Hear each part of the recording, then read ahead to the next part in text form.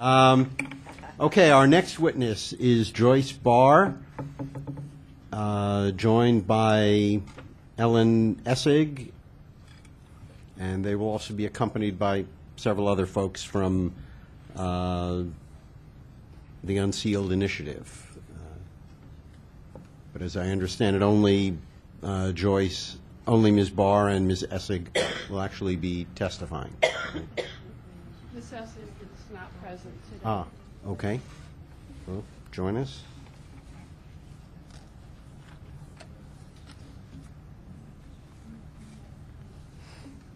I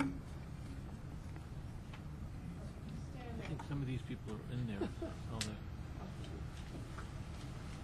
Okay, would you like me to sit to the Yes, please, yeah.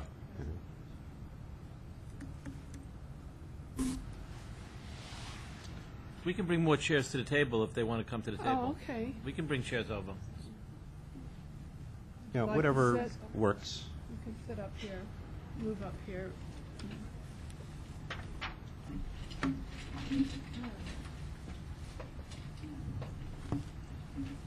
Okay.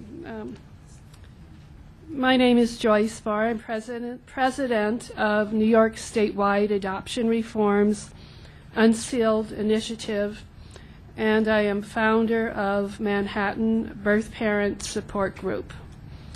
I am a reunited mother who surrendered to adoption in 1966, and I was reunited by Lutheran Child and Family Services in Chicago with my son in 1986. I know firsthand that the focus of surrendering to adoption was on stressing mothers to stay away from the home of the adoptive parents.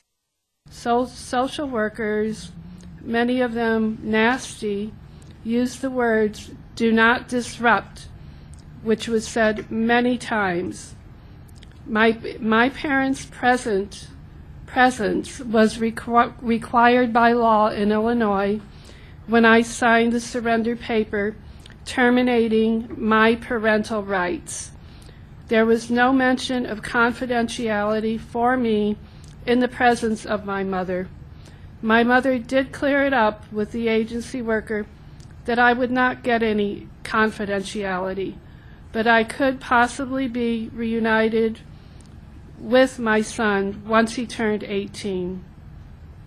I left the agency with feelings of hatred for the way in which I was treated, and I carried that anger with me for 19 years. I want to bring to your attention a study conducted by the New York Law Forum in 1973, and this study is included with my testimony. This study concluded that denying the adoptee the right to know may be detrimental to his psychological health, and the adverse effects may be lifelong. The name of this study is The Adoptee's Right to Know His Natural Heritage. The study finds that the scales in this balancing procedure should be tipped in the favor of the protection of the rights of the adopted person. That sealed record statutes discriminate against one group of people on the basis of their status as adoptees by denying them access to their original birth certificates. Denying the adoptee this information is a violation of the Equal Protection Clause of the 14th Amendment. Continuation of this study and psychological harm. Psychologists have concluded that the denial of such information may result in serious problems, including severe learning difficulties, accentuated feelings of insecurity, and a lack of self-identity. Determining identity is more complex for the individual whose ancestry is unknown to him. There is ample evidence that the adopted person retains the need for seeking his ancestry for a long time. What he is really seeking is to achieve a unity and persistence of personality in spite of the break of continuity of his life. One study revealed that the withholding of information about one's biological parents, where the adoptee was in an insecure adoptive environment, increased feelings of insecurity and frustration. Some adoptees felt they could adjust to any truth, since any certainty was better than the floor of uncertainty which surrounded them. Others developed neurotic fears about the risk of inherited diseases. Clinical social workers, I'd like to mention two pioneers in adoption reform. Clinical social worker and psychotherapist Annette Barron spoke out in the 1970s, saying secrecy is psychologically destructive, that the adoptee's knowledge of his birth parents is crucial to his or her identity. The other pioneer is Reuben Panner, an adoption social worker and author of the book The Adoption Triangle with Annette Barron. He felt adoptees have an intrinsic right to know their ancestry. He was an early advocate for open adoption, and he was key in influencing the U.S. Department of Health, Education, and Welfare to lobby for federal legislation for the rights of adoptees and birth parents in the 1970s. And last, I'm going to my reunion with my son and my own personal observations. There are many adoptees who are not able to attend a lobby meeting or this hearing today. They may be very angry. They may have feelings of abandonment.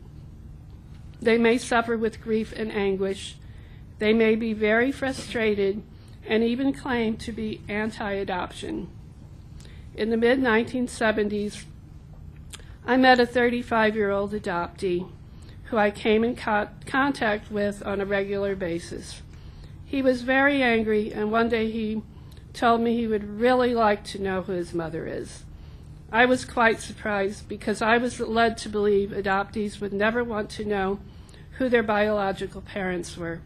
I did not equate his anger with being adopted, but I was wrong. My son was angry and going in a bad direction.